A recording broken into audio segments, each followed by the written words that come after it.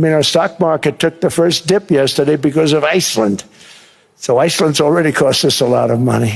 దేశవ్యాప్తంగా బంగారం ధరలు ఒక్కసారిగా భారీగా పెరిగాయి. 100 గ్రాముల బంగారం ధర ఏకంగా ₹1,00,000 పెరిగింది. బంగారం ధర నిన్న ఒక్క రోజులో ₹1,00,000 ఎందుకు పెరిగింది? అమెరికా గ్రీన్లాండ్ తీసుకుంటే మనకెందుకు లాస్?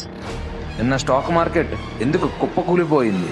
ఇది కేవలం దేశాల బోర్డర్స్ గురించి కాదు, ఇదొక గ్లోబల్ ఫైనాన్షియల్ వార్. ఒకవేళ ట్రంప్ గ్రీన్లాండ్ ను బలవంతంగా స్వాధీనం చేసుకుంటే యూరోపియన్ దేశాలు అమెరికా దగ్గర ఉన్న $9 ట్రిలియన్ డెడ్ బాండ్స్ ను మార్కెట్లో అమ్మేస్తాయి. అదే గనక జరిగితే డాలర్ విలువ పడిపోతుంది, అమెరికా మార్కెట్లు కుప్పకూలుతాయి. ఇదే భయంతో నిన్న మార్కెట్లు భారీగా నష్టపోయాయి. అందుకే ఇన్వెస్టర్లు రిస్క్ తీసుకోకుండా తమ డబ్బును గోల్డ్ అండ్ సిల్వర్ వైపు మళ్లించారు. అందుకే బంగారం ధరల్లో మనం ఆ రీల్ స్పైక్ చూసాం. గుర్తుపెట్టుకోండి, జియోపాలిటిక్స్ మరియు ఫైనాన్స్ వేర్వేరు కాదు.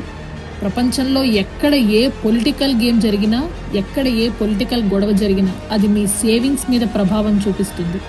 అందుకే కేవలం వార్తలు వినకండి, వాటి వెనుక ఉన్న మనీ గేమ్ని అర్థం చేసుకోండి. ఇలాంటి డీకోడింగ్ వీడియోల కోసం ఇప్పుడే మా ఛానల్ని సబ్స్క్రైబ్ చేసుకోండి.